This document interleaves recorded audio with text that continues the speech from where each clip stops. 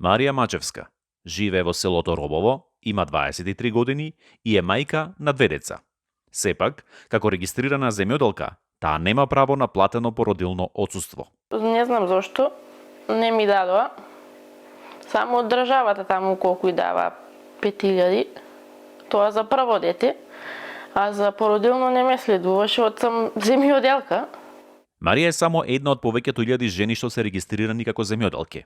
Работат на нивните земени фарми, се грижат за своите семејства, плаќаат здравствено осигурување, но за нив не важат законските 9 месеци платено отсуство поради новороденче. Кога моите деца беа мали бебиња, кога јас требаше да земам породилно, не земав породилно, како млада мајка тогаш ме погодуваше и до ден денес ме погодува оваа тема и овој закон, затоа што ми делува како дискриминирачки.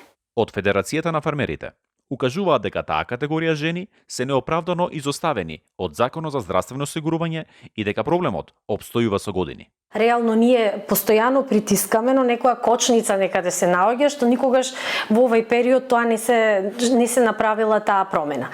Треба да се застани убаво овој закон да се разгледа, да се увиди кој механизам би се искористил и нормално тие граѓани да се вратат во рамките на, како категорија испуштена, да се вратат во рамките на овие членови, член 14, 14 и 15 во Законот за здравствено осигурување.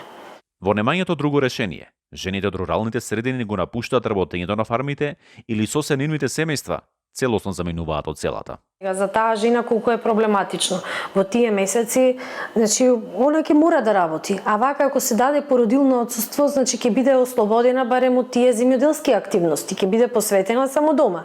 Сега вака тие мора заедно со сопругот да ги вршат работите. Уште потрагично е ако е носителка сама. Ако сопругот нешто друго работи, а целото земјоделско стопанство е на низиниот грб. И тоа не е лесна работа. Од Министерството за труд и социјала не рекоа дека се во тек консултации за изнаоѓање соодветно решение за проблемот.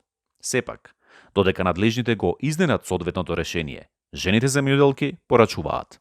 Требаат многу нешто. Требаат некоја играчка, нешто да им се купи на тие деца.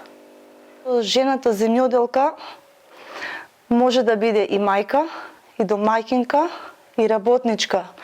И на поле, и на нива, и со трактор. Правиме од сонце, воздух и вода, произведуваме храна.